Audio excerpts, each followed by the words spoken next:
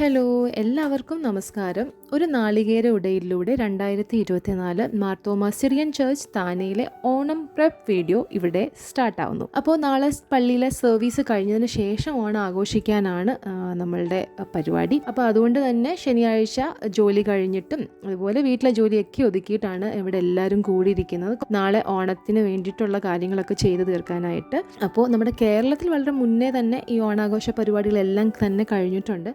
കേരളത്തിന് പുറത്ത് അത് കഴിഞ്ഞിട്ടുള്ള മാസങ്ങളോളം നീണ്ടു നിൽക്കുന്ന ഒരു കൂട്ടായ്മയാണ് ഈ ഓണാഘോഷം എന്നത്. അപ്പോൾ ഇവിടെ ആൺപെൺ വ്യത്യാസങ്ങളൊന്നുമില്ലാതെ തന്നെ എല്ലാവരും ഒരുപോലെ ഓണാവതരണത്തിലും വിനോദത്തിലും ഊട്ടുപുരയിൽ ഓണസദ്യക്കുമൊക്കെ തന്നെ ചുക്കാൻ പിടിക്കുന്നുണ്ട്.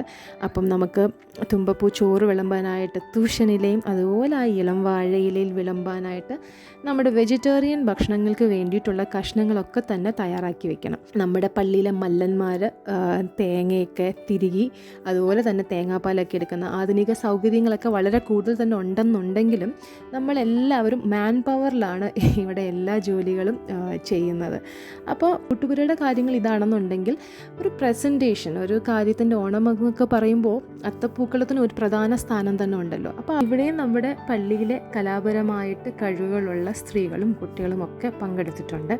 അപ്പോൾ ഇവിടെ നമുക്ക് കാണാനായിട്ട് സാധിച്ചെന്ന് പറഞ്ഞാൽ ഇവിടെ ലിംഗഭേദമില്ല, പ്രായഭേദമില്ല. അതായത് കുട്ടികൾ, മുതിർന്നവർ അങ്ങനെയുള്ള വ്യത്യാസങ്ങളില്ല.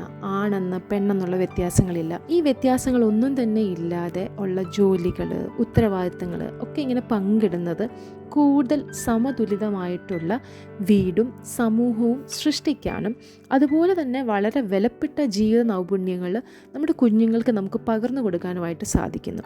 അപ്പോൾ അതിനായിട്ട് ഈ ചെറുപ്പത്തിലെ കൊച്ചു കുട്ടികളെ ആൺ പെൺ വേർതിരിവില്ലാതെ കുഞ്ഞു കുഞ്ഞു കാര്യങ്ങൾ, കുഞ്ഞു കുഞ്ഞു ജോലികൾ ചെയ്യാനായിട്ട് പ്രേരിപ്പിച്ച് വളർത്തുവാൻ നോക്കുന്ന രക്ഷകർത്താക്കളെ അതുപോലെ തന്നെ ചെയ്യാൻ ആഗ്രഹിക്കുന്ന കുഞ്ഞുങ്ങളെ മുതിർന്നവരായിട്ടുള്ള നമ്മൾ പിന്തുണയ്ക്കുക എന്നുള്ളതാണ്.